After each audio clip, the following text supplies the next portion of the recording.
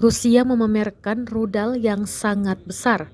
Presiden Rusia Vladimir Putin menegaskan kembali ancaman nuklirnya ke barat dengan bersiap menggunakan rudal nuklir besar-besaran yang mampu menghantam Amerika Serikat dan Inggris. Ini dilaporkan oleh New York Post. Pada hari Rabu 14 Desember, rekaman muncul memperlihatkan rudal Yars Rusia yang dipasang di tambang kota militer Kozelsk, wilayah Kaluga, menggunakan perangkat pemuatan transportasi khusus. Rudal balistik antarbenua memiliki jangkauan 12.000 km. Sistem rudal Yars memiliki kekuatan 12 kali lebih besar dari kekuatan bom Amerika yang menghancurkan Hiroshima.